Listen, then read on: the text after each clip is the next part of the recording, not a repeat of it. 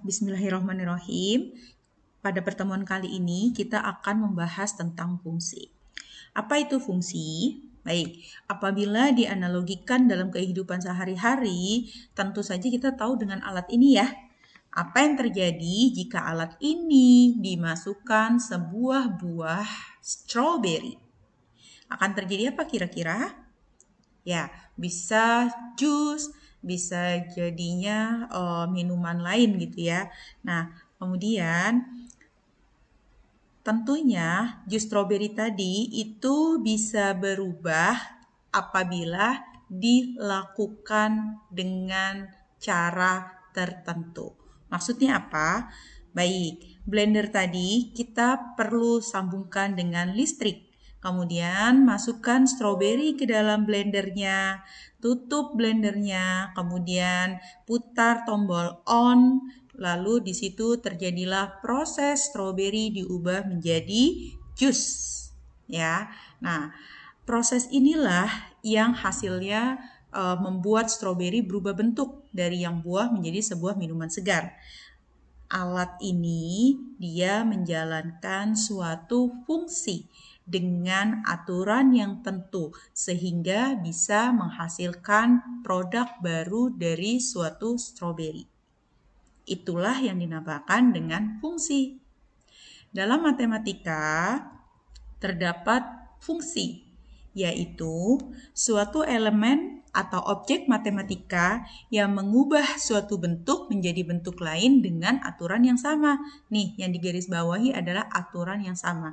Artinya, mau kita buat stroberi dimasukkan ke dalam blender ataupun pisang yang kita masukkan ke dalam blender, itu akan menghasilkan sebuah jus segar apabila kita melakukannya sesuai dengan aturan, dengan tata cara. Ya, stroberi dimasukkan ke dalam blender tidak akan berubah menjadi apapun apabila tidak dilakukan dengan aturan yang benar.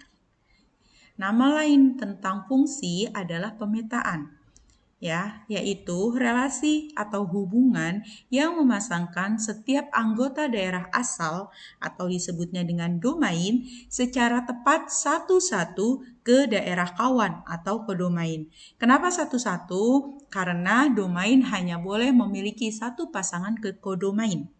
Sedangkan kodomain boleh menerima beberapa pasang dari domain.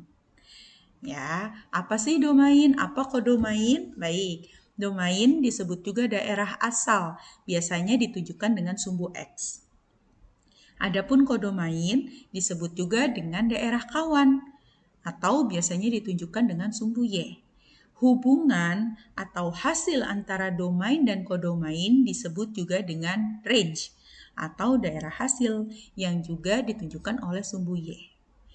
Kita bisa tahu domain dari mana? Domain bisa dilihat dari daftar atau dari grafik yang ditunjukkan oleh sumbu X. Begitu juga dengan kodomain yang bisa dilihat dari grafik yang ditunjukkan dengan sumbu Y. Hal ini berlaku pula untuk range atau daerah hasil. Berikut adalah contoh suatu fungsi. Ada 3 jenis fungsi di sini. Ya, yang pertama ini ada fungsi dengan domain A-nya 1, 2, 3 dan kodomain B dengan anggotanya A, B, C ternyata berpasangan satu-satunya ini. 1 berpasangan dengan A, 2 berpasangan dengan A, 3 berpasangan dengan A. Dia tepat satu-satu. Ya, 1 hanya pasangannya ke A, 1 tidak berpasangan dengan A, tidak juga berpasangan dengan B. Analogi sederhananya adalah apabila di sini adalah nama orang, di sini misalkan Ali, di sini Budi, di sini Caca. Kemudian di sini adalah tanggal lahir 1 Januari, 1 Oktober, 1 Desember. Ya, Ali hanya mungkin dilahirkan 1 kali, yaitu di 1 Januari. Begitu juga dengan Budi, hanya mungkin dilahirkan 1 kali, yaitu di 1 Oktober. Begitu juga dengan Caca, Caca hanya dilahirkan 1 kali, yaitu di tanggal 1 Desember. Ali, Budi, Caca tidak mungkin dia punya tanggal lahir yang double, dia tidak mungkin lahir 2 kali. Bisa dimengerti ya? Nah, tapi tanggal 1 Desember itu memungkinkan yang lahir itu lebih dari 1 bayi. Ya, analoginya di situ. Nah, yang kedua, nih lihat, Kalau yang ini domain dan kodomain memiliki pasangan yang satu-satu ya. 1 berpasangan dengan B, 2 berpasangan dengan A, 3 berpasangan dengan C. Yang ketiga, ada anggota dari kodomain yang tidak memiliki pasangan. Dan ini diperbolehkan. Yang tidak boleh adalah domainnya tidak punya pasangan. Itu nggak boleh. Domain harus punya pasangan. Dan pasangannya harus 1. Kodomain boleh tidak punya pasangan dan boleh memiliki pasangan lebih dari 1. Ini contohnya dan ini contohnya. Ya. Nah, fungsi biasanya dinyatakan dengan huruf kecil, huruf F, huruf G, huruf H dan sebagainya, tapi umumnya 3 huruf ini. Ya, adapun notasi fungsi yaitu untuk menyatakan bahwa F adalah suatu fungsi atau pemetaan dari himpunan A ke himpunan B. Yang tadi ya, himpunan A itu domain, himpunan B itu kodomain. Dilambangkan dengan F.2 A B. Dibaca fungsi F memetakan A ke B. Kalau yang ini dibacanya fungsi F memetakan X ke 2X plus 1. Ya, ini notasinya. Sementara kalau rumus fungsi biasanya diganti dengan huruf Y. Apanya? F.2X ini diganti dengan Y.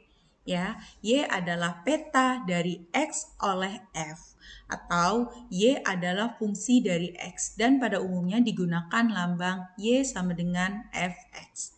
Maksudnya bagaimana? Nah, ini dia. Yang semula notasi fungsinya F.2x menuju 2x plus 1 dituliskan dengan rumus fungsinya F sama dengan 2x plus 1. Dari F.2x berubah menjadi F dalam kurung X sama dengan. Nah, bentuk ini juga bisa diubah menjadi Y sama dengan 2X plus 1. Fx-nya bisa diganti dengan Y. Dan ini sama. Ya, begitu juga dengan G. Gx sama dengan X plus 5. Bisa diganti dengan Y sama dengan X plus 5.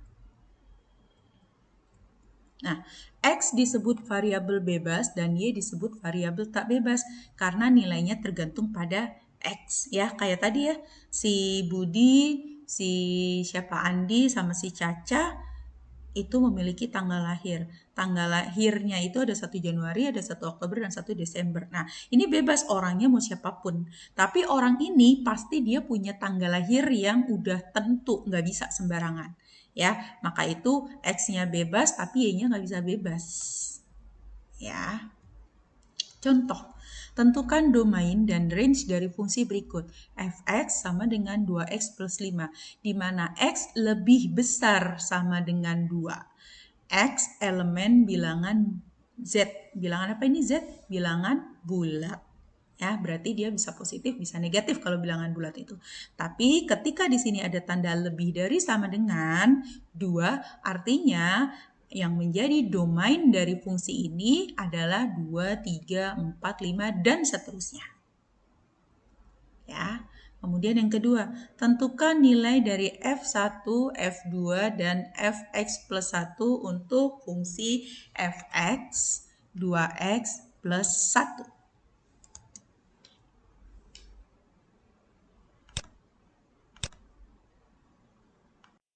Kita lanjut dengan contoh soal. Contoh soal yang pertama, tentukan domain dan range dari fungsi berikut, fx 2x plus 5.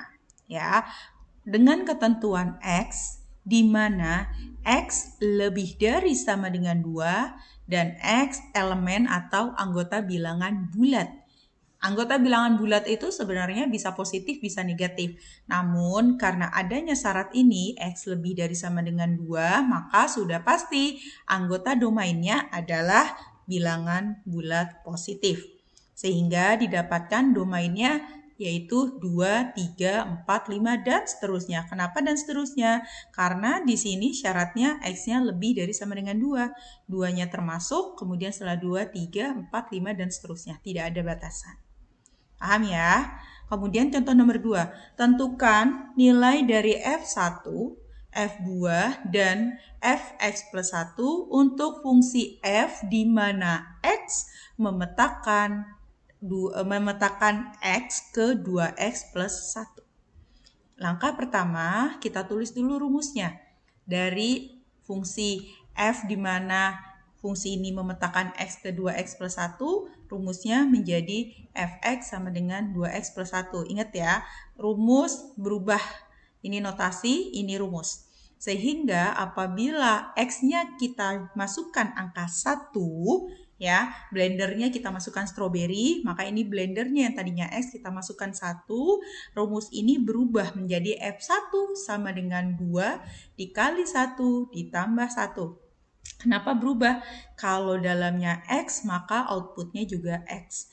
Kalau dalamnya atau inputnya 1, maka outputnya juga 1. Sehingga F1 didapat 2 dikali 1, 2. Ditambah 1 sama dengan 3. Yang berikutnya, untuk F-nya 2, sama kita tulis ulang kembali Fx sama dengan 2x plus 1, sehingga F2 sama dengan 2 dikali 2 ditambah 1, sehingga didapatkanlah F2 sama dengan 5. Adapun untuk yang ketiga, yaitu Fx plus 1, kita tulis kembali rumusnya Fx sama dengan 2x plus 1.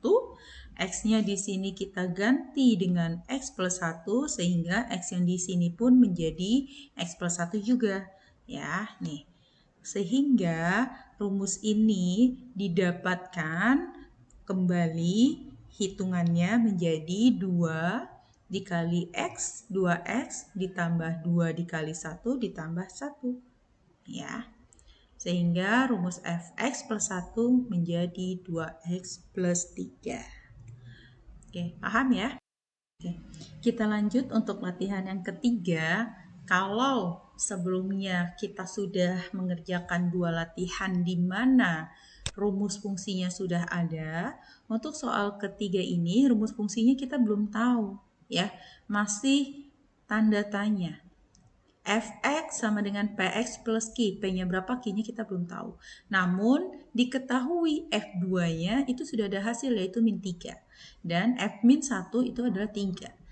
Tentukan nilai P dan Q. Nah, rumus fungsi Fx-nya. Ya, kalau P dan Q-nya udah dapat, otomatis kita akan dapat rumus fungsi. Oke, penyelesaian. Yang pertama kita tulis dulu rumusnya. Bukan belum ada, iya. Tulis apa yang sudah diketahui. Fx sama dengan Px plus Q. Dari sini, apa yang bisa kita gunakan? Oh, kita bisa gunakan F2 sama dengan min 3 dan F-1 sama dengan 3. Kita pakai yang F2 sama dengan min 3 dulu. Fx sama dengan Px plus Q. Apabila dimasukkan 2, maka menjadi P, X-nya diganti dengan 2. Maka P dikali 2 ditambah Q. Sehingga didapat 2 ini berapa? 2 adalah min 3 ya, hasilnya min 3. Maka kita tulis di sini min 3. Min 3 sama dengan P kali 2, 2P. Plus Q. Inilah persamaan yang pertama. Disebut juga dengan persamaan pertama. Kemudian, untuk persamaan yang kedua, kita masukkan kembali rumusnya. Fx sama dengan Px plus Q. Tapi kita menggunakan yang sekarang F min 1. Sehingga F min 1 sama dengan P dikali min 1 ditambah Q. Sehingga didapat 3 sama dengan min P plus Q. Ini disebut dengan persamaan 2. Bagaimana kemudian nilai P dan Q-nya masih belum dapat? Ya, langkah selanjutnya adalah kita harus mengeliminasi. Apa itu eliminasi? Eliminasi adalah menghilangkan salah satu variabel. Boleh variabel P, boleh variabel Q. Maka kita gunakan persamaan 1 dan 2. Min 3 sama dengan 2P plus Q, 3 sama dengan min P plus Q. Harus ada yang kita eliminasi. Saran saya eliminasilah dengan angka paling kecil. Di sini yang akan kita hilangkan adalah P dan Q. P di sini memiliki koefisiennya 2, P yang satunya 1, sedangkan Q sama-sama 1. Sehingga yang paling mudah dihilangkan adalah Q. Q-nya positif, sama-sama positif, supaya Q-nya menjadi 0, maka dia harus dikurang. Ya, sehingga didapat min 3 dikurangin 3. Dari mana Bu min 3 dikurangin 3 ini? Min 3 dikurangin 3 sama dengan min 6. 2P dikurangin min P. Min ketemu min jadi plus, maka 2 ditambah 1 sama dengan 3P. Q dikurangin Q, habis. Sehingga menjadi min 6 sama dengan 3P. Dari sini kita sudah tahu P-nya adalah min 2. Didapat dari min 6 dibagi 3. Sudah dapat P-nya. Q-nya sudah dapat? Belum. Maka supaya kita bisa mendapatkan Q, kita gunakan substitusi. Apa itu substitusi? Substitusi adalah mengganti nilai P dengan min 2 karena sudah ketemu P-nya min 2. Boleh pakai persamaan 1, boleh pakai persamaan 2. Kalau saya prefer pakai persamaan 2. Kenapa? Karena koefisiennya hanya 1, jadi menghitungnya juga nggak sulit. Ya, maka 3 sama dengan min P plus Q. P-nya kita substitusi dengan berapa tadi? Min 2. Maka 3 sama dengan min P. Min P, min dikali P-nya min 2. Jadi min dikali min 2 plus Q. Sehingga didapat 3 sama dengan min kali min plus 2 plus Q. Dari sini kita udah dapat Q-nya adalah 1. Dapat ya, P-nya min 2, Q-nya 1 terjawab untuk yang A. Kemudian rumus fungsi. Tinggal kembalikan ke sini. Fx sama dengan Px plus Q. Sehingga P-nya min 2 jadi min 2x. Ditambah Q, Q-nya 1. Jadi rumus fungsinya adalah min 2x plus 1. Lanjut ya. Operasi fungsi. Operasi fungsi itu ada tambah, ada kurang, ada bagi, ada kali. Sama seperti bilangan biasa. Contoh, suatu fungsi ada 2. Ada fungsi f dirumuskan dengan fx sama dengan x kuadrat min 4. Dan fungsi g yang dirumuskan dengan gx sama dengan x min 2. Bagaimana bila fx ditambah gx? Maka x min 2 x kuadrat min 4 adalah fungsi fx ditambah dengan g fungsinya x min 2. X kuadrat min 4 ditambah x min 2. Ini langsung kita dapatkan x kuadrat plus x. Kita susun berurutan ya. X kuadrat plus x min 4 ditambah min 2. Hutang 4 ditambah lagi hutang 2 menjadi min 6. Hutangnya ada 6. Sehingga f ditambah gx adalah x kuadrat plus x min 6. Lalu bagaimana dengan f dikurang g? F dikurang g kita masukkan. F-nya berapa? X kuadrat min 4 dikurang g. G-nya berapa? G-nya x min 2. Maka x kuadrat dikurangin x dikurangin min 4 min 2. Min ketemu min plus. Hutang 4 dibayar 2. Hutangnya sisa 2. Jadi f min g x sama dengan x kuadrat min x min 2. Lalu bagaimana dengan perkalian f dikali g? Sama saja, f dikali g artinya x kuadrat min 4, punyanya f ya, rumus fungsinya f dikali dengan g, x min 2. X pangkat 2 dikali x, dapatnya x pangkat 3. Kemudian x kuadrat dikali 2 dapatnya min 2x kuadrat. Min 4 dikali x dapatnya min 4x. Min 4 dikali min 2 dapatnya 8. Sehingga perkalian fungsi f dan g didapatkan x pangkat 3 min 2x kuadrat min 4x plus 8. Perkalian sudah, berarti yang belum adalah pembagian. Bagaimana jika f dibagi g? Sama saja. Masukkan kembali x kuadrat min 4 dibagi x min 2. Nah, ini perlu kita faktorkan agar bisa dibagi dengan x min 2. Selain itu, karena x-nya di sini juga bentuk kuadrat, ya, maka harus difaktorkan. X kuadrat min 4 faktornya adalah x plus 2 x min 2. X min 2 dibagi x min 2 habis dapatnya 1 ya. 1 dikali x plus 2 dapatnya adalah x plus 2. Jadi fx dibagi gx adalah x plus 2. Sampai sini paham ya? Oke. Kemudian kita mau masuk ke grafik fungsi.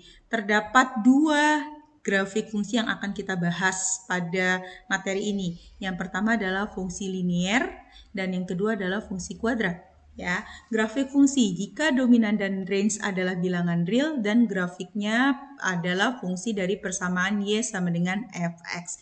Ingat ya, nama lainnya atau penulisan rumus lain dalam bentuk fx adalah y. Kita bahas yang pertama fungsi linier. Fungsi linier bentuknya adalah fx sama dengan ax plus b. Poinnya di sini. X-nya pangkat 1. Kalau linier, X-nya pangkat 1. Sementara kalau nanti kuadrat, X-nya pangkat 2. Sehingga karena X-nya pangkat 1, bentuk grafiknya adalah dinyatakan dalam garis lurus seperti ini. Walaupun ini miring, tapi tetap dia adalah garis lurus, bukan bentuknya kurva. Nah, bagaimana cara membuat grafik? Nih ya, contoh gambarlah sebuah grafik dengan fx sama dengan 2x plus 1. Langkah yang pertama harus kita tentukan adalah tentukan titik potong sumbu. Sumbu itu ada dua, sumbu x yang disebut juga dengan absis dan sumbu y yang disebut juga dengan ordinat. Ya, nah 2x plus 1, 2 di sini melambangkan kemiringan atau gradien atau disingkat dengan M, dikenal dengan M. Ya, tadi ya balik lagi titik potong terhadap sumbu X atau absis. Y-nya sama dengan 0. Sehingga nanti titik yang didapat adalah A,0. A,0 ini apa? Ini X, ini Y. X, Y. Karena Y-nya 0, maka di sini 0. X-nya kita perlu cari. Berapa dia? Kita cari sekarang. Fx sama dengan 2X plus 1. Ya, nanti dicari. Kemudian yang kedua kita tentukan titik potong terhadap sumbu Y atau ordinat. Di mana kalau titik potong terhadap sumbu Y, X-nya harus 0. Ya, sehingga bentuk titiknya adalah 0,A. Ini saya keliru lagi ya, mohon maaf. Nah, ini titik potong terhadap sumbu X dari rumus 2X plus 1. Berarti Y-nya sama dengan 0. Fx-nya kita ganti dengan Y. Y sama dengan 2X plus 1. 0 sama dengan 2X plus 1. Sehingga dari sini kita bisa dapat 2X-nya pindah ke kiri menjadi min 2X sama dengan 1. Sehingga X sama dengan min 1 dibagi 2. Untuk titik potong sumbu X tadi bentuknya A,0, A-nya min setengah, sehingga didapat titik potongnya pada min setengah, 0. Sementara untuk yang Y, titik potong terhadap sumbu Y didapatlah Fx sama dengan 2X plus 1, Fx-nya kita ganti Y, ya, sehingga menjadi Y sama dengan 2X plus 1, titik potong terhadap sumbu X, titik potong terhadap sumbu Y, X-nya adalah 0. Sehingga Y sama dengan 2 dikali 0 ditambah 1. 2 kali 0, 0. 0 tambah 1, 1. Y sama dengan 1. Sehingga didapat titik potongnya adalah 0,1. Dan dari sini kita mulai gambar. Ini dia gambarnya. Ini titik potongnya min setengah, 0 dan ini 1,0.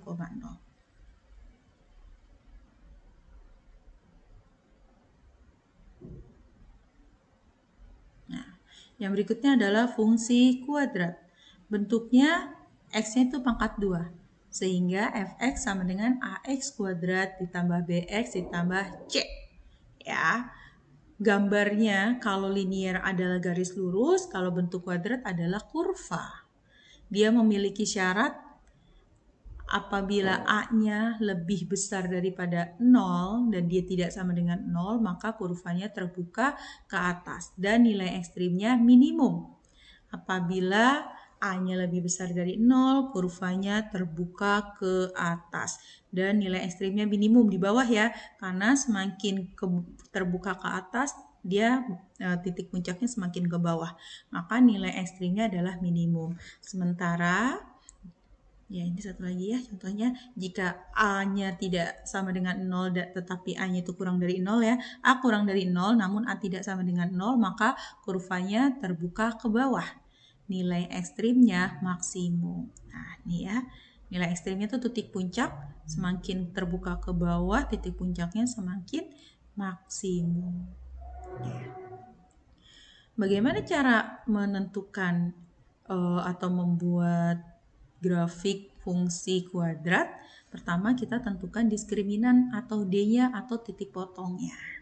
Ya, D lebih dari 0 artinya dia memotong sumbu X di 2 titik. Sedangkan bila D-nya sama dengan 0, berarti dia memotong sumbu X di 1 titik. Kalau D-nya kurang dari 0, artinya dia tidak memotong sumbu X. Ya, titik puncak ekstrim. XP, YP. XP ini didapat dari min B per 2A, sedangkan YP didapat dari min D per 4A. D itu apa? D itu diskriminan. Diskriminan itu didapat dari mana? Diskriminan itu didapat dari B kuadrat min 4AC. Nah, tadi ya, Bu, yang mana A, yang mana B? Ini, dari A itu selalu yang ada hubungannya dengan X. Maka di sini AX, BX, ini C. Ya. Ada contoh, gambarlah sebuah grafik dengan fx sama dengan x kuadrat min 4x min 12. Yang pertama kita tentukan adalah D-nya. D sama dengan B kuadrat min 4AC. Kita lihat di sini. B kuadrat min 4AC. B-nya adalah min 4.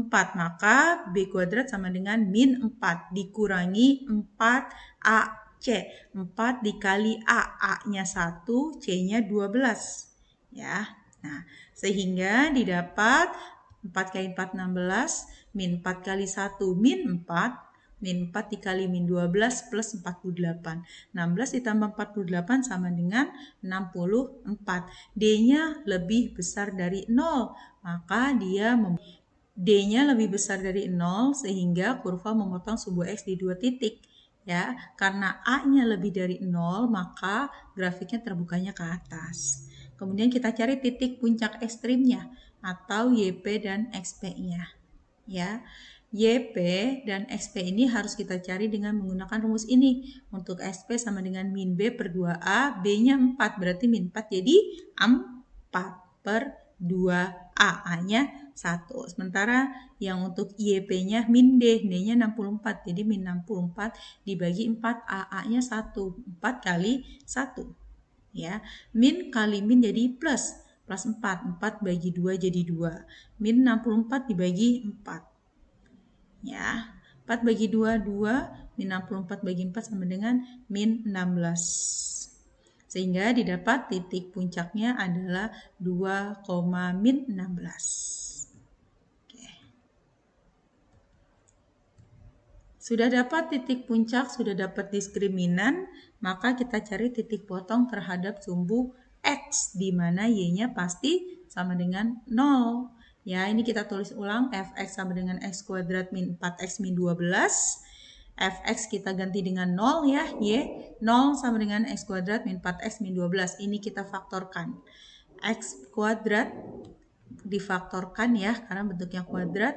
Nah, di sini kita lihat 12. 12-nya min 12 berasal dari perkalian berapa? Bisa perkalian 1 kali 12, 12 kali 1, 2 kali 6 atau 6 kali 2, 3 kali 4 atau 4 kali 3. Nah, tapi kita lihat di sini. Di sini ada min 4. Artinya adalah hasil perkaliannya ini apabila dia dijumlahkan hasilnya min 4. Sehingga kita dapat X-nya 12 ini berasal dari perkalian min 6 tambah 2. Kenapa?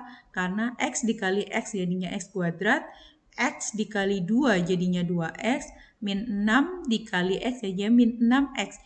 Kemudian kita jumlah ya, 2X dikurangin min 6X, dapatnya adalah 4. Ini 6 dikali 2, dapatnya adalah 12. Karena negatif kali positif, maka hasilnya adalah negatif. Jadi didapatkan titik potong sumbu X itu ada 2, karena tadi D-nya lebih besar dari 0 ya. Jadi titik potong sumbu X-nya ada 2. X yang pertama adalah min 6,0 dan X yang kedua adalah min 2,0. Setelah dapat titik potong sumbu X, kita cari titik potong sumbu Y. Titik potong sumbu Y maka X-nya 0. Sehingga di sini kita dapat 0 kuadrat dikurang 4 kali 0 dikurangin 12. Sehingga Y sama dengan min 12. Titik potongnya menjadi 0, min 12.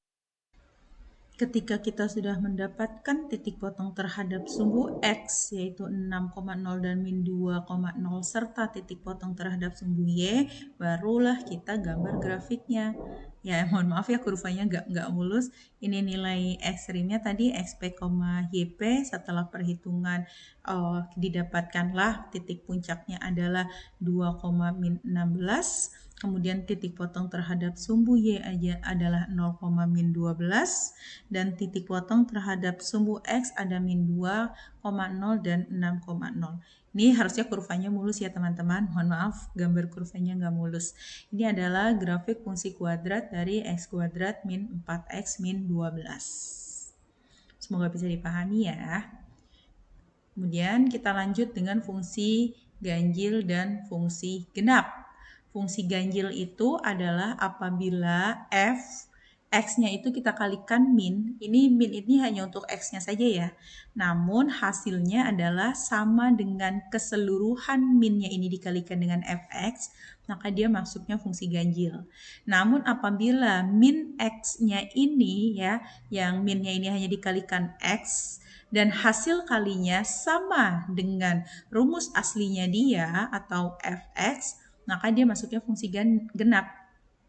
Tapi ada yang ketiga, bukan fungsi genap dan juga bukan fungsi ganjil. Apabila f di mana x yang dikalikan min hasilnya tidak sama dengan apabila min itu dikalikan ke seluruh rumus fungsi fx. Dan juga ternyata hasil dari ini bukan juga fungsi x-nya ya, bukan rumus aslinya. Maka dia masuknya bukan fungsi genap dan bukan fungsi ganjil. Sekarang kita masuk ke contoh soal dari pembuktian apakah termasuk fungsi genap, fungsi ganjil atau bukan keduanya. Diketahui fx dengan rumus ini 2x plus 1. Buktikan apakah si fx 2x plus 1 ini termasuk pada fungsi genap, fungsi ganjil atau bukan keduanya. Ya, sekarang kita mulai buktikan. Ingat syaratnya, fungsi ganjil adalah apabila f di mana x-nya dikali dengan min ya, nih x-nya dikali dengan min, hasilnya akan sama dengan apabila seluruh rumusnya dikali dengan min ya. F apabila yang dikali min hanya x-nya saja nih yang ada unsur x-nya, dan hasilnya akan sama jika seluruhnya nih min ini dikali oleh seluruhnya 2x plus 1. Maka dia termasuk fungsi ganjil. Namun ketika hasil kali negatif untuk x-nya menghasilkan rumus yang sama tetap 2x plus 1, maka dia fungsi genap ya. Sekarang kita lihat fungsi ganjil. Kita lihat dulu ya apabila x-nya dikalikan min. Nah, kita lihat ya, 2 dikali min x, ya ingat ya, yang dikalikan min hanya x ya. 2 dikali min x ditambah 1, sama dengan min, lihat tanda kurungnya berbeda, min dikali 2x plus 1. Yang sebelah kiri artinya min ini hanya dikali untuk 2x, kenapa? Karena hanya min kali x, jadi yang ada unsur x-nya lah yang dikalikan min. Makanya kenapa di sini satunya tidak dikalikan min. Sementara yang sebelah kanan, min ini dikali kepada fx. Apa itu fx? Fx adalah 2x plus 1. Bisa dipahami ya? 2 dikali min x ditambah 1, apakah hasilnya sama dengan min 2x, min dikali 2x plus 1? Ternyata 2 dikali min x plus 1 hasilnya adalah min 2x plus 1. Satunya tetap ya, karena yang dikali min hanya 2x. Sementara min dikali 2x plus 1 hasilnya adalah min 2x min 1. Nah, di sini terlihat bahwa ini tidak sama ya antara min 2x plus 1 dengan min 2x min 1. Berarti dia bukan termasuk fungsi ganjil. Sekarang cek fungsi genap. Fungsi genap syaratnya apa? Syarat dari fungsi genap adalah apabila fungsi f ini dikalikan dengan min tapi hanya x-nya, hasilnya sama dengan fx, tidak berubah. Ya, nih fx-nya adalah 2x plus 1. Apabila dia x yang dikalikan min, hasilnya adalah min 2x plus 1. Berarti tidak sama ya, maka dia juga tidak termasuk fungsi genap ya. Nih, dia bukan fungsi ganjil karena fungsi ganjilnya tidak sama dia juga bukan fungsi genap. Maka fx sama dengan 2x plus 1 tidaklah termasuk fungsi ganjil, juga tidak termasuk fungsi genap. Bisa dipahami ya? Sekarang silakan kalian kerjakan latihan di bawah ini. Tentukan fungsi f di bawah ini termasuk fungsi genap, fungsi ganjil, atau tidak genap dan tidak ganjil. Dari yang A, fx sama dengan x pangkat 3 min 5x. Yang B, fx sama dengan 2x kuadrat plus 1. Yang C, fx sama dengan x kuadrat min x. Tentukan, dia termasuknya yang mana? Fungsi genapkah, fungsi ganjilkah, atau justru bukan genap juga bukan ganjil? Silakan dicoba. Kita lanjut ke fungsi trigonometri. Apa itu trigonometri? Nah, trigonometri merupakan cabang ilmu matematika yang membahas ukuran dalam segitiga. Kenapa? Karena trigonometri berasal dari bahasa Yunani trigono, artinya adalah segitiga atau sudut segitiga, metri adalah ukuran. Jadi trigonometri adalah cabang ilmu yang membahas tentang ukuran segitiga, di mana yang dipakai adalah segitiga siku-siku. Ada sisi alas, ada sisi tegak, dan ada sisi miring. Dan di sini adalah sudut theta. Kalau ini adalah sudut segitiga, di sini adalah sudut theta. Nah, membahasnya dengan apa? Dengan sinus, kosinus, dan tangen. Ya, acuannya adalah sudut theta ini. Ya, acuannya sudut theta. Ada yang bilang di hadapannya sudut theta nih, sisi O, ini disebut juga dengan sisi depan. Ada yang bilang ya, nama lainnya sisi depan, sisi tegak atau sisi depan. Kenapa sisi depan? Karena dia di depan sudut. Kemudian ada yang bilang sisi bawah ini adalah sisi samping. Kenapa? Karena dia di samping sudut. Ya, sisi samping atau sisi alas. Kalau ini tetap satu persepsi sisi miring. Sinus didapat dari sisi tegak dibagi dengan sisi miring, atau sisi depan dibagi dengan sisi miring. Adapun kosinus didapat dari sisi samping dibagi dengan sisi miring, atau sisi alas dibagi dengan sisi miring. Sementara tangen adalah hasil bagi dari sin dibagi cos, atau sisi tegak dibagi sisi alas, ya, sisi tegak dibagi sisi alas, atau sisi depan dibagi sisi samping. Nah, sinus itu ada sudut-sudutnya ya, banyak sudut itu dari sudut 0 sampai dengan 360 derajat. Namun kita cukup hanya hafalkan dan pahami sudut istimewa. Sudut istimewanya apa? 0, 30, 45, 60, 90. Ya, sinus, kosinus, tangen. Sudut 0, 0 derajat sinusnya adalah 0. Sudut 30, sinus 30, hasilnya adalah setengah. Sinus 45 derajat sama dengan setengah akar 2. Sinus 60 sama dengan setengah akar 3. Sinus 90 sama dengan 1. Ya. Jadi cukup kita hafal 0, 30, 45, 60, 90. Ini urutannya. Kemudian kita hafal 0, 0, setengah akar 2, setengah akar 3, 1. Ya. Sinus 0 adalah 0. Sinus 30 derajat adalah setengah. Sinus 45 derajat adalah setengah akar 2, sinus 60 derajat adalah setengah akar 3, sinus 90 sama dengan 1. Ya, 0, 30, 45, 60, 90. Kalau kosinus kebalikannya dari sinus. Kalau di sini 0 maka kosinusnya 1. Di sini setengah maka kosinusnya setengah akar 3 nih. Kebalikannya ya. Mundur di sini kebalikannya. Kalau di sini setengah akar 2 sama. Kalau di sininya setengah akar 3 maka kosinusnya setengah, sinusnya 1, kosinusnya 0 ya. Kita ulang ya. Kosinus 0 derajat adalah 1, kosinus 30 adalah setengah akar 3, cos 45 adalah setengah akar 2, cos 60 adalah setengah, dan cos 90 adalah 0. Sama menghafalnya kayak tadi. 0, 30, 45, 60, 90. 1, setengah akar 3, setengah akar 2, setengah 0. Sementara kalau tangen itu adalah pembagian dari sin dan cos. Tangen 0, sin dibagi cos, 0 dibagi 1, ya 0. Ya. Tangen 30, sin dibagi cos, setengah dibagi setengah akar 3. Dapatnya 1 per setengah bagi setengah coret ya, dapatnya 1 per akar 3. 1 per akar 3 ini harus disamakan penyebutnya, dikalikan dengan sekawannya, yaitu akar 3 dikali akar 3, sehingga 1 per akar 3 dikali akar 3 per akar 3 didapatlah sepertiga akar 3. Ya, didapatlah sepertiga akar 3. Sementara kalau tangan 45 derajat, setengah akar 2 dibagi setengah akar 2, 1. Maka tangannya adalah 1. Tangan 60 adalah setengah akar 3 dibagi setengah. Setengah bagi setengah coret, dapatnya 1. 1 dikali akar 3, akar 3. Kenapa ini tidak dikalikan sekawan? Karena dalam pecahan yang dikalikan sekawan hanya penyebutnya, pembilangnya tidak. Maka ketika setengah akar 3 dibagi setengah, sama dengan akar 3 cukup, tidak perlu dikali dengan sekawannya. Ya, tangan 91 dibagi 0, ya tak hingga. Karena kita nggak tahu berapa hasilnya ini ya.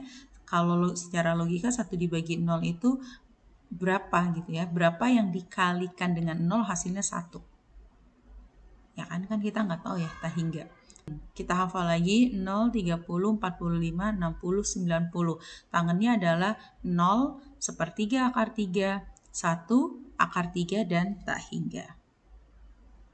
Fungsi trigonometri berikutnya adalah mempelajari hubungan antara sudut-sudut dan sisi-sisi dalam segitiga. Fungsi trigonometri memiliki domain theta yang dinyatakan dalam derajat atau radian. Fungsi trigonometri merupakan suatu fungsi yang memiliki grafik berulang secara terus-menerus dalam suatu periode tertentu. Grafiknya terdiri dari bukit dan lembah. Maksudnya apa? Nanti kita lihat ya. Bukit dan lembah. Unsur-unsur grafik fungsi trigonometri. Yang pertama ada periode, yaitu jarak antara dua puncak atau dua lembah pada grafik fungsi trigonometri. Jarak antara dua puncak atau dua lembah pada grafik fungsi trigonometri. Atau dapat diartikan juga sebagai jarak terjadinya grafik fungsi trigonometri tersebut berulang.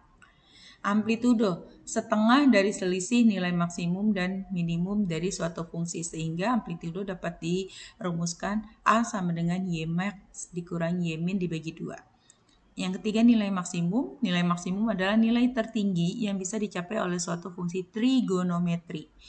Pada grafik, nilai maksimum merupakan titik puncak dari bukit. Yang keempat adalah nilai minimum, kebalikannya nilai maksimum.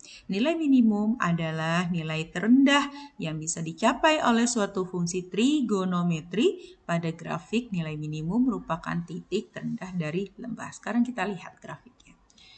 Ya, sebelum ke grafik, ini kita samakan persepsi dulu. Ini satu putaran penuh ya, satu lingkaran, sudutnya adalah 360 derajat, terbagi menjadi 4 kuadran, ada kuadran 1, kuadran 2, kuadran 3, dan kuadran 4. Kuadran 1 ini dimulai dari 0 sampai 90 derajat, kuadran 2 dari 90 sampai 180 derajat, kuadran 3 180 sampai 270 derajat, kuadran 4 270 sampai 360 derajat. Maka jika kalian mencari sinus 90 ya adanya di kuadran 1. Ya, tapi ketika kalian mencari sinus 120 itu adanya di kuadran 2. Cara mencarinya bagaimana? 180 dikurangin 90, dapatnya 30. Maka sinus 120 besarnya sama dengan sinus 30. Ya, di kuadran 1 sin kostannya positif. Di kuadran 2 hanya sin yang positif, kuadran 3 hanya tan, di kuadran 4 hanya cos. Grafik sinus, tadi yang seperti saya sampaikan ya, kita cukup hafalkan sudut istimewanya saja. 0, 30, 45, 60, dan 90 ya. Dengan besarannya 0, setengah akar 2, dan setengah akar 3, kemudian sin 90 adalah 1. Tadi saya sempat contohkan ya, 120. 120 itu ada di kuadran kedua ya, di kuadran kedua. Maka cara mencarinya adalah 180 kuadran 2 berakhir di 180 ya. 180 dikurangin 120. Berapa? 60. Berapakah sinus 60? Sinus 60 adalah setengah akar 3. Maka sinus 120 sama dengan setengah akar 3. 120 adanya di mana? 120 adanya di kuadran 2, maka dia positif. Sinnya positif ya. Karena yang di kuadran 2 yang positif hanya sin, maka kostannya negatif. Nah, kemudian kita lihat lagi, oh ada sinus 240.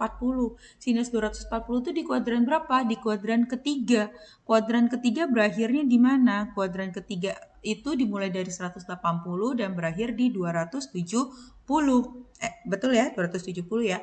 Maka sinus 240 derajat sama dengan bermula dari 180 ya. Jadi 240 derajat dikurangi 180. Dapatnya berapa? 60. Berapakah sinus 60? Sinus 60 setengah akar 3. Tapi karena dia di kuadran 3 maka jadi negatif setengah akar 3. Bisa dipahami ya? Begitu pula seterusnya. Nah, ini contoh bagaimana cara kita bikin grafik. 0 di 0, 30 di setengah, 45 di setengah akar 2, 60 di setengah akar 3, 90 di 1, 120 di setengah akar 3, dan seterusnya sampai dengan 360 derajat itu di 0 ya. Kemudian titik-titik ini kita hubungkan dengan sebuah garis lengkung sehingga membentuklah sebuah kurva atau sebuah grafik fungsi sinus. Nah, titik-titiknya ya. Grafik fungsi sinus ini memiliki arti. Apa artinya? Ya, grafik fungsi sinus ini memiliki sifat atau arti yang pertama. Nah, di sini ditunjukkan Y maksimalnya atau ketinggian dari grafik ini 1. Ya. Sedangkan nilai minimumnya adalah min 1. Ya, ingat ya, grafik sinus. Untuk sinus dan kosinus nilai maksimumnya untuk sudut-sudut baku itu udah pasti. Maksimum 1 dan minimum min setengah. Ya, untuk sinus dan kosinus memiliki nilai maksimum dan minimum yang sama. Oke. Dari sini nih ya, kita bisa lihat sehingga periode itu adalah terbentuknya suatu kurva secara berulang terdiri dari bukit dan lembah. Periodenya dia secara berulang ini adalah 360 derajat atau 2pi. Ya, lihat titik akhirnya. Kemudian amplitudenya adalah Y maksimal dikurang Y minimal dibagi 2, yaitu 1 dikurang min 1 dibagi 2. Min ketemu min jadi plus, maka 1 tambah 1 2, 2 bagi 2 sama dengan 1. Ya. Kemudian kosinus sama seperti sinus yang tadi ya, urut-urutannya begitu juga pencariannya, cuman bedanya adalah kalau di kosinus kuadran kedua dan ketiganya negatif.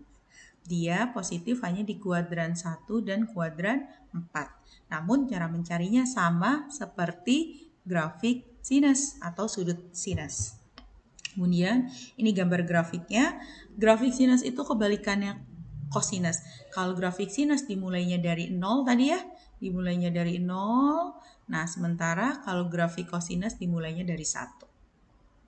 Ya, karena dia kebalikannya nih, 0 derajatnya dia 1. Kemudian 30 derajatnya dia setengah akar 3 dan seterusnya ya. Ini grafik kosinus. Untuk sudut-sudut baku, berapapun besar sudutnya, apapun jenis soalnya, untuk grafik sinus dan kosinus ya sama. Seperti ini bentuk grafiknya. Yang membedakan nanti hanyalah titik puncaknya ketika soalnya menjadi sudut yang tidak baku. Maksudnya apa? Nanti kita lihat di contoh soal. Grafik kosinus Y sama dengan, grafik fungsi Y sama dengan cos X ini memiliki beberapa sifat. Yang pertama adalah otomatis kita lihat di sini nilai maksimumnya adalah 1 dan nilai minimumnya min 1. Kemudian periodenya tadi 360 derajat ya, dia berulang ya, nih lembah bukit ini kembali ketemu dengan bukit puncaknya ini ya. Secara berulang itu di 360 derajat atau 2pi. Kemudian amplitudenya Y maksimum dikurangi Y minimum dibagi 2 sama dengan 1 dikurangin min 1 dibagi 2 sama dengan 2/2 dibagi 1. Berikutnya grafik tangan. Tadi sama seperti yang saya jelaskan di awal, tangan adalah sin per cos ya. Sehingga didapatkan angka-angka ini. Untuk tangan sendiri dia positif hanya di kuadran 1 dan kuadran 3. Kuadran 2 dan 4-nya dia negatif. Cara mencarinya sama seperti sin dan cos. Nah, untuk tangan sendiri ini dia berbeda grafiknya dengan sin dan cos. Ya, lihat bentuk grafiknya seperti ini ya. Grafik fungsi Y sama dengan tan X. Dia tidak ada bukit, dia tidak ada lembah, sehingga dia tidak ada titik maksimum dan tidak ada titik minimum. Dia punyanya asimtot tegak ya. Tuh, ditarik garis lurus dia bisa. Tapi kalau sin cos dia tidak bisa. Nah, dari sifat ini kita bisa mendapatkan dia tidak punya nilai maksimum dan nilai minimum, tidak ada ya. Nilai maksimumnya dia berapa, nilai minimumnya dia berapa, tidak ada. Kemudian otomatis dia juga tidak memiliki amplitudo ya, karena tidak tahu berapa nilai maksimum dan minimumnya. Tapi yang bisa kita lihat di sini dia memiliki periode 180 derajat ya. Nah, kemudian selain tadi ada pula grafik tidak baku pada fungsi trigonometri, yaitu untuk yang sudut-sudut lebih kompleks. Grafik tidak baku ini digambar berdasarkan fungsi seperti tertera dalam tabel berikut ini. Ya, apabila diketahui fungsi f(x)-nya sama dengan a sin kx ditambah b ditambah c. A ini, K ini, B ini, dan C ini boleh dituliskan angka berapapun ya. Ini B ini biasanya sudut, C ini konstanta, K ini konstantanya si X ya. Maaf, K ini adalah koefisiennya X dan A ini adalah satu angka yang nanti bisa didefinisikan. Untuk mencari periodenya, periode sama dengan 2pi atau 360 derajat dibagi K. Amplitudonya adalah nilai mutlak dari A, nilai minimumnya adalah nilai mutlak dari A ditambah C. Kalau dia tidak ada C, maka cukup A-nya saja. Ya, negatif mutlak A ditambah C untuk nilai minimum. Nilai maksimumnya adalah A ditambah C. Ya, begitu juga dengan fx sama dengan A cos kx ditambah B ditambah C. Sama ya. Sementara kalau untuk tan, karena dia tidak memiliki amplitudo, tadi yang sudah kita bahas ya, dia tidak memiliki nilai minimum dan maksimum, dia hanya bisa dicari periodenya. Satu periode utuhnya tan adalah pi. Maka periode untuk sudut tidak baku atau grafik tidak baku adalah pi per k.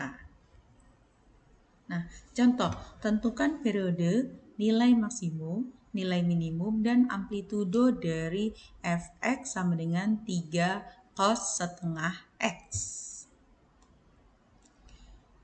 Oke, 3 cos setengah x. Kita pisah-pisahkan dulu ya, mana A, mana K. Dan di sini tidak ada C ya, karena di sini tidak ada B dan tidak ada C. Dia hanya ada A dan K. Sehingga kita bisa dapat periodenya. Periode adalah 360 derajat dibagi K. Sama dengan 360 derajat dibagi setengah. Ingat, pembagian pecahan. Ya, diselesaikan dengan cara 360 derajat bagi berubah jadi kali 1/2 berubah menjadi 2/1. Jadi 360 derajat dikali 2/1. Sehingga 360 derajat dibagi setengah sama dengan 720. Paham ya? Kemudian untuk nilai maksimumnya, nilai maksimum adalah nilai mutlak dari A. A-nya berapa? 3. Maka nilai maksimumnya 3. Adapun nilai minimum itu didapat dari negatif dikali mutlak A. Sama dengan negatif dikali 3 sama dengan min 3. Sementara untuk amplitudonya yaitu Y max dikurangi Y min dibagi 2. 3 dikurangin min 3 ya, ini 3 dikurangin min 3 dibagi 2. Min ketemu min plus. 3 ditambah 3, 6 dibagi 2 sama dengan 3. Ini adalah periode, nilai maksimum, nilai minimum, dan amplitudo dari grafik fx sama dengan 3 cos setengah x. Bisa dipahami ya? Kita masuk contoh soal kedua. Tentukan periode, nilai maksimum, nilai minimum, dan amplitudo dari fx sama dengan setengah sin 2x ditambah 60 derajat ditambah 2. Nah, di sini udah lengkap ya. Ini ada A-nya, ini ada B, koefisien dari X. Maaf, ini ada K, koefisien dari X, ini ada B, sudutnya 60 derajat, dan ini ada C. Untuk yang lengkap kayak gini, berarti kita juga bisa cari kuadrannya. Ya, sekarang kita selesaikan soal ini. Fx sama dengan sin 2x ditambah 60 derajat ditambah 2.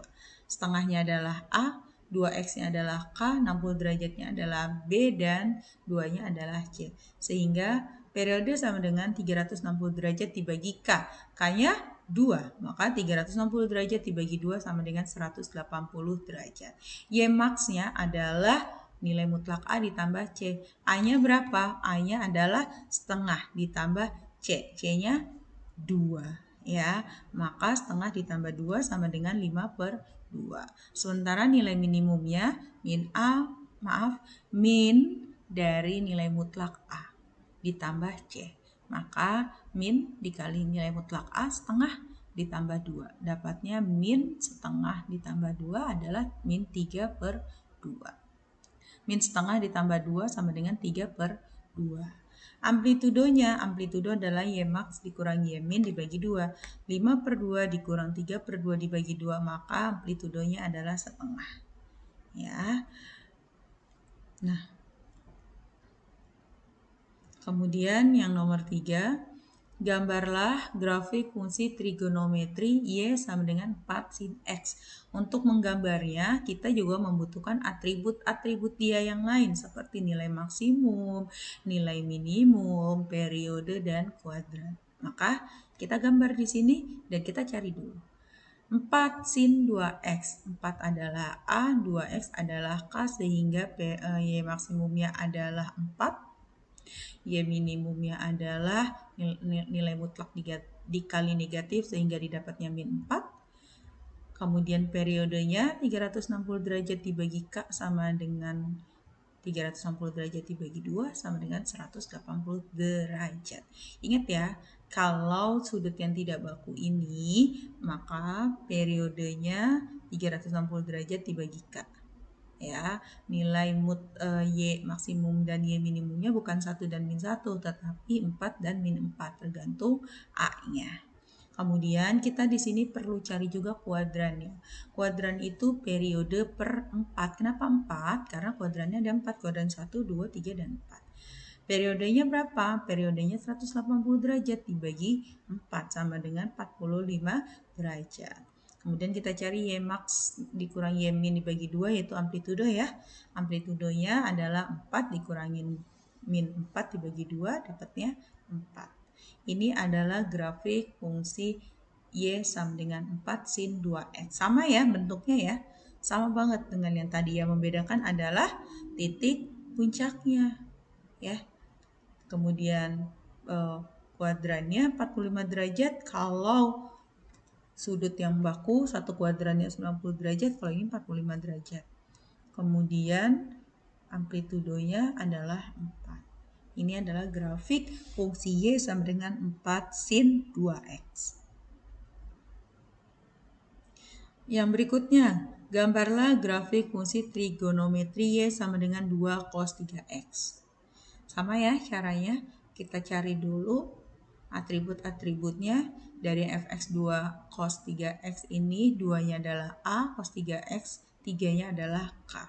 Sehingga Y max-nya adalah 2, Y minimumnya adalah negatif dikali nilai mutlak A sama dengan min 2. Kemudian periodenya 360 derajat dibagi K, K-nya berapa? 3, maka satu periodenya adalah 120. Kuadrannya adalah periode dibagi 4. Periodenya berapa? Periodenya adalah 120 dibagi 4 sama dengan 30. Kemudian ada amplitudo. Y max-nya berapa? 2 dikurangin Y minimumnya negatif 2. 2 min ketemu min jadi plus, 2 tambah 2, 4 bagi 2 sama dengan 2. Ini grafiknya. Sama ya. Sekali lagi yang membedakan hanyalah nilai maksimum, nilai minimum, kemudian ada kuadrannya ya, dan periodenya 120 derajat. Paham ya? Ini grafik fungsi Y sama dengan 2 cos 3x. Materi fungsi selanjutnya yaitu transformasi fungsi. Saya pilih gambar transformer supaya teman-teman bisa langsung mengkorelasikan transformer itu apa? Perubahan ya. Maka transformasi fungsi juga terkait dengan perubahan. Transformasi fungsi terkait dengan perubahan, yaitu perubahan suatu fungsi karena dia dikali, karena dia dibagi, karena bertambah atau berkurang suatu konstanta pada input dan outputnya. Ya, karena ada proses itu tadi. Transformasi fungsi yang akan kita pelajari di sini pada kali ini ada dua. Yang pertama itu adalah translasi atau pergeseran, yaitu menambahkan atau mengurangi suatu fungsi. Ya, bertambah atau berkurang karena dia hanya geser saja. Kemudian yang kedua adalah dilatasi atau perubahan ukuran. Kalau ukurannya berubah, otomatis dia butuh dikali atau dibagi. Maka dilatasi adalah mengalihkan atau membagi suatu fungsi. Ya, nah translasi maupun dilatasi ini, perubahan ini ya, baik dia bergeser maupun ukuran yang berubah, itu dapat kita lihat melalui dua aspek. Yang pertama dia berubah secara vertikal, vertikal bisa ke atas bisa ke bawah, dan yang kedua dia berubah secara horizontal, biasanya ke kanan atau ke kiri. Nah, translasi untuk pergeseran ini ada faktornya ya. Ini dibaca translasi AB. A itu untuk horizontal ke kanan dan ke kiri, B itu untuk vertikal ke atas dan ke bawah. Notasinya seperti ini. A, XY. A, XY ini titik awal kita ya. Titik awal misalkan titik pertama saya adalah duduk. Kemudian saya bergeser ke arah kiri ya, melangkah ke arah kiri sebanyak 5 langkah. Maka yang tadinya posisi awal saya dari A, XY, setelah saya bergeser ke kiri 5 langkah, posisinya menjadi A aksen XY ya. Posisinya menjadi A aksen XY. Nah, mengalami translasi A, B menjadi A aksen X, Y, X aksen, Y aksen. Translasi A, B ini ada artinya, yaitu A-nya positif berarti dia geser ke kanan. Berarti kalau ke kiri dia bernilai negatif. B pun demikian. Dia positif apabila bergeser ke atas dan negatif dia bergeser ke bawah. Karena pada diagram Kartesius atau sumbu koordinat ya, yang kanan itu positif, kiri negatif. Atas itu positif, bawah negatif. Nah, contoh, garis K dengan persamaan 2X min 3Y ditambah 4 sama dengan 0 ditranslasi oleh T min 1 min 3. Min 1 berarti horizontal, min bergeser satu langkah ke kiri. Min 3 dia vertikal ya, yang bawah vertikal. Min 3, min bergeser ke bawah. Maka si 2x min 3y plus 4 sama dengan 0 ini digeser satu langkah ke kiri dan 3 langkah ke bawah. Lalu berapakah hasil translasinya sekarang? Nah, kita cari dulu ya. Titik semulanya itu K. Jadi K itu ketika dimasukkan ke dalam suatu sumbu maka ada X dan Y ya, mengalami translasi A, B sehingga posisi baru menjadi K aksen, X aksen, Y aksen ya. X aksen, Y aksen ini ya, posisi baru ini terjadi ketika terjadinya pergeseran ya, maka dia bertambah seberapa langkah? 1 langkah ke kiri dan 3 langkah ke bawah. Min 1, min 3. Maka X aksen ditambah min 1 plus ketemu min. Hasilnya adalah min. Jadi X aksen min 1. Y aksen ditambah min 3 plus ketemu min adalah min. Maka menjadi Y aksen min 3. X aksen min 1 ini ya adalah X ini ya. Ya kan? X ini ketika mengalami pergeseran translasi maka titik awalnya yang semula K menjadi K aksen, X menjadi R aksen ya.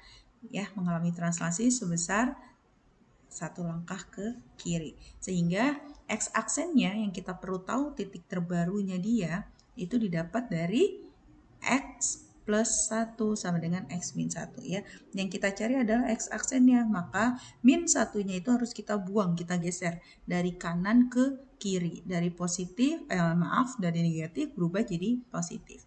Maka titik X aksennya atau X barunya didapat X plus 1.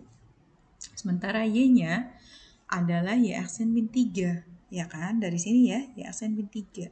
Kalau kita butuh berapa sih sebenarnya titik Y yang barunya, maka kita pindahkan min 3 ini ke kiri. Dari negatif menjadi positif, maka titik baru untuk Y-nya adalah Y plus 3. Sehingga garis K 2X min 3Y plus 4 sama dengan 0 mengalami translasi min 1 min 3 sehingga menjadikan garis baru K aksen di titik X aksen, Y aksen.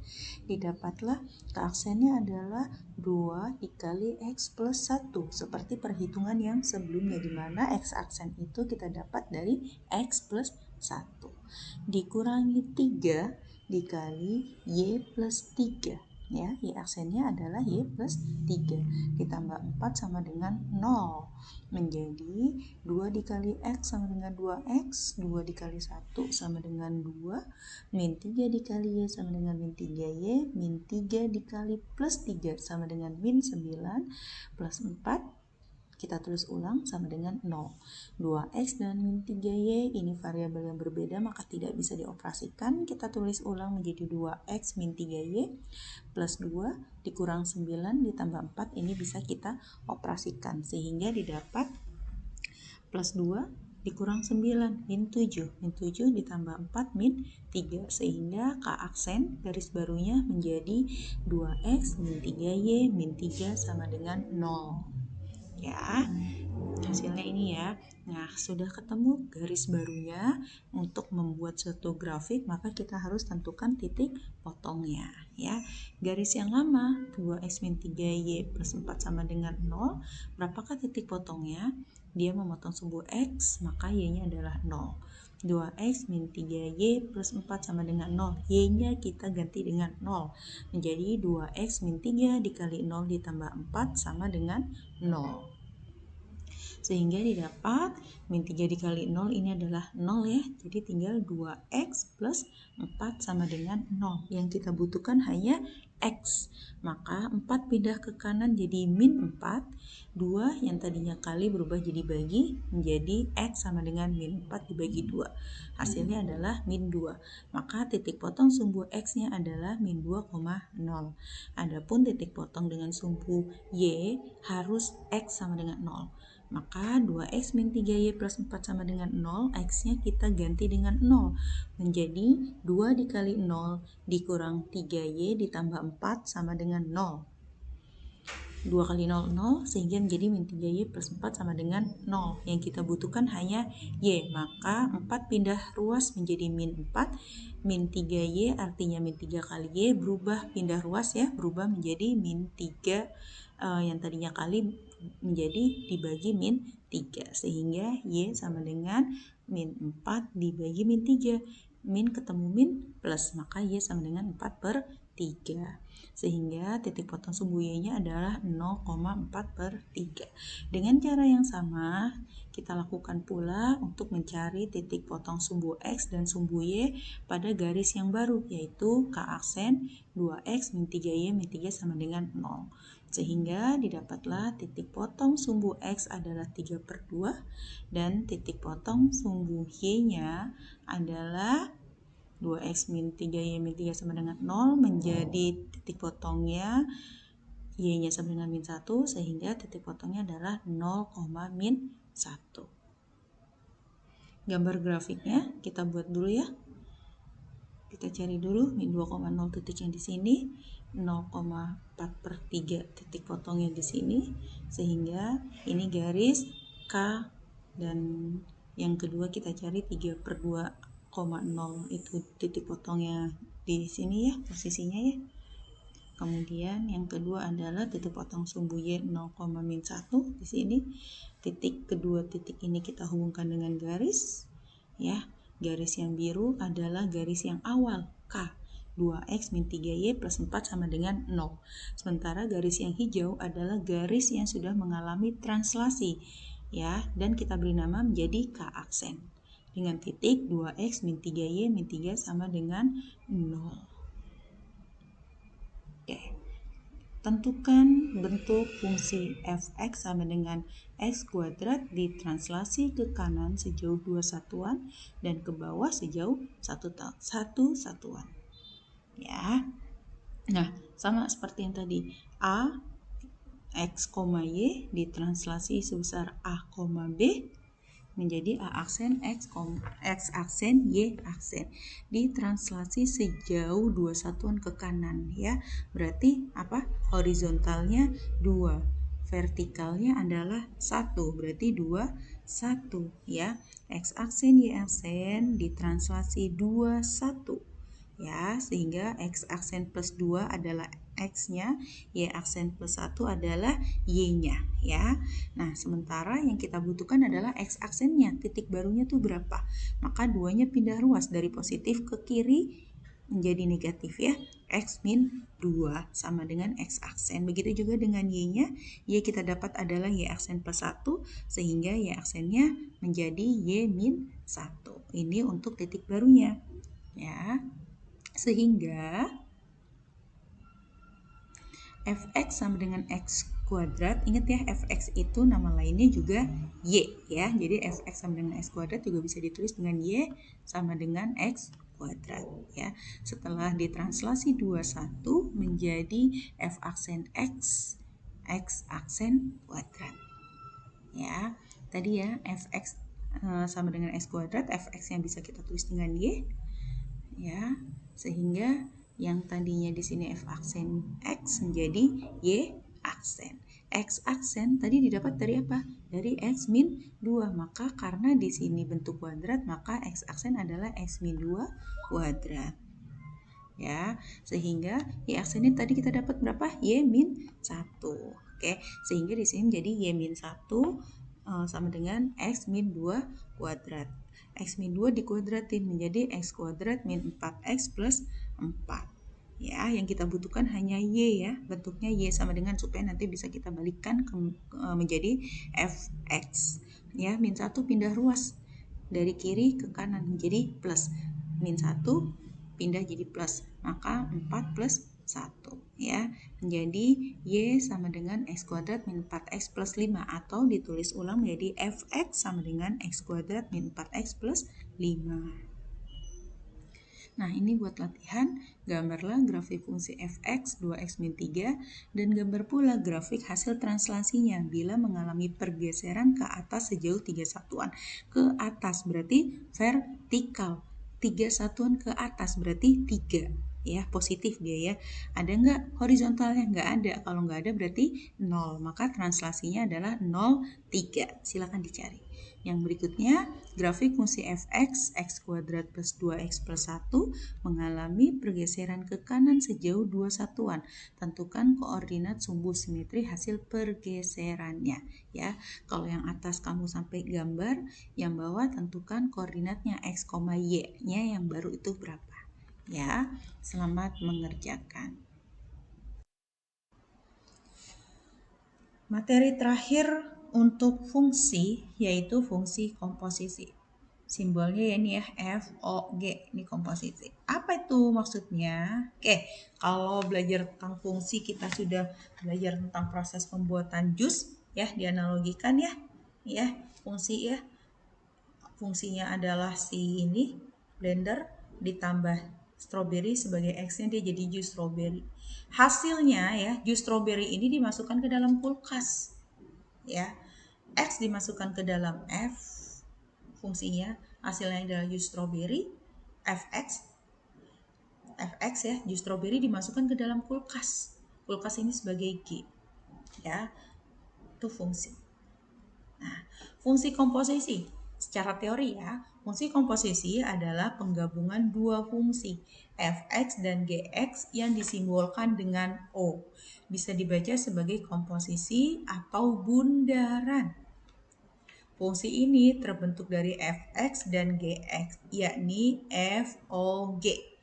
X, yang artinya G dimasukkan ke dalam F. Dan GOF X yang artinya F dimasukkan ke G. Tadi ya, strawberry dimasukkan ke kulkas, jus strawberry dimasukkan ke kulkas, jus stroberinya FX, kulkasnya GX.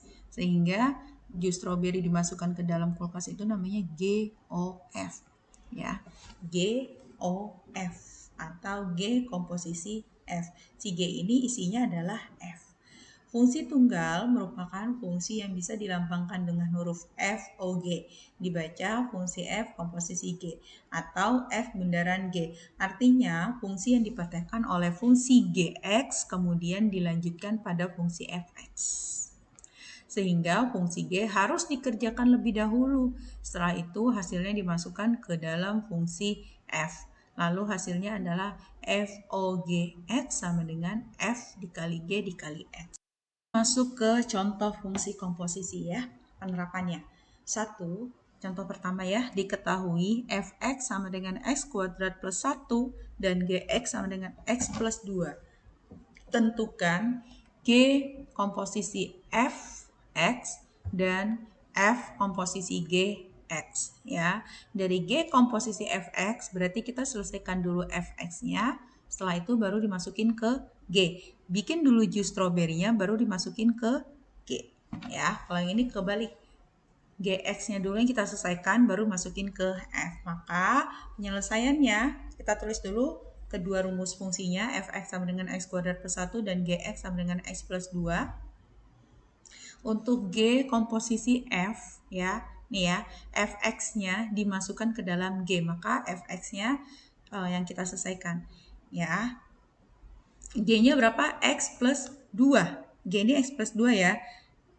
X-nya ini isinya adalah X kuadrat plus 1. Ya. Jadi, Gx adalah X plus 2 karena X isinya, karena si G ini ya, yang semula X adalah X plus 2. Kalau yang di sini G Fx, maka X ini diganti dengan Fx. Ya, sama dengan G, X-nya apa? X-nya adalah X kuadrat plus 1. Maka X-nya ini kita ganti dengan X kuadrat plus 1. Ditambah 2. Paham ya? Fungsi G bundaran Fx sama dengan G, buka kurung, Fx tutup kurung. Maksudnya apa? Si X yang di dalam G ini diganti dengan Fx. Fx-nya apa? X kuadrat plus 1 kan? Maka masukkan ke sini. X kuadrat plus 1 ditambah 2. Dari sini 2-nya. Ya, sehingga didapat X kuadrat plus 3. Dari mana? X kuadratnya X kuadrat 1 ditambah 2. Dapatnya 3. Ya, yang berikutnya adalah F komposisi G. X, maka kebalikannya Fx adalah X kuadrat plus 1, maka kalau Fg ya, si X-nya ini diganti dengan G. G itu apa? G itu X plus 2. Maka Fgx menjadi X plus 2. Dia ada kuadrat ya. Nih, X plus 2 kuadrat ditambah 1 ya. Yang digantikan hanya si fungsi X-nya saja, ya kan? F buka kurung Gx. Maka si X-nya ini diganti dengan Gx, tapi hanya yang X-nya saja, plus 1-nya tetap. Karena di sini X kuadrat, maka X plus 2-nya juga menjadi kuadrat. X plus 2 kuadrat ditambah 1. Hasilnya menjadi X kuadrat plus 2 kali 2, 4. 4 kali X, 4X. Ditambah 2 kuadrat, 4. Ditambah 1. Satunya ini. Ya, sehingga menjadi X kuadrat plus 4X plus 5. Bisa dipahami ya? Nah, dari sini terbukti bahwa tidak selalu G bundaran Fx itu hasilnya akan sama dengan F bundaran Gx. Paham ya? Kalau masih agak bingung, kita masuk ke contoh soal kedua. Diketahui Fx-nya adalah X min 3 per 2 dan Gx-nya adalah akar X. Tentukan G bundaran Fx atau G komposisi Fx dan F komposisi GX. Ya, penyelesaian. Nah, tadi ya kita tulis lagi Fx sama dengan X min 3/2 dan Gx sama dengan akar X. Kita kerjakan dulu yang G komposisi F. G, X-nya diganti dengan X min 3/2 ya. X yang di dalam sini, karena udah yang semulanya X diganti menjadi Fx, maka si Fx-nya ini kita tulis sama dengan G-nya bentuknya akar ya. Maka akar X, tapi bukan X, akar Fx, karena di dalamnya Fx, di dalamnya udah strawberry piece, udah jus strawberry ya. Maka di dalamnya kita ganti jus strawberry. Sama dengan akar X min 3 dibagi 2 ya. Yang semula akar X, X-nya apa? X-nya adalah X min 3/2, kita ganti. Ya, daerah asal GOF adalah himpunan nilai-nilai X yang memenuhi sifat X berada di dalam daerah asal F. X berada di dalam daerah asal F, Fx berada di dalam daerah asal G. Ya, X-nya ada di F, F-nya ada di G. Paham ya? Kemudian yang kedua, F komposisi G. Maka G-nya di dalam X-nya di dalam G, G-nya di dalam F ya. Si F-nya apa? X min 3. Karena dimasukin fungsi G, maka si X-nya diganti dengan akar X. Min 3 dan 2-nya tetap ya. Dari yang semula X min 3/2 menjadi akar X. Kenapa akar X? Karena F-nya ini dimasukin GX. GX-nya berapa? Akar X. Maka jadi akar X. Min 3 sama dengan 2. Ingat ya, yang diganti hanyalah unsur yang ada X-nya aja. Ini X-nya aja yang diganti ya, dari X menjadi akar X. Min 3 dan 2-nya karena nggak ada unsur X-nya, tidak ada variabelnya, maka dia ditulis ulang. Ini adalah F komposisi GX atau F bundaran GX. Daerah asal dari FOG adalah himpunan nilai-nilai X yang memenuhi sifat X berada di dalam daerah asal G. X berada di dalam daerah asal G. Dan sehingga dia menjadi GX ya.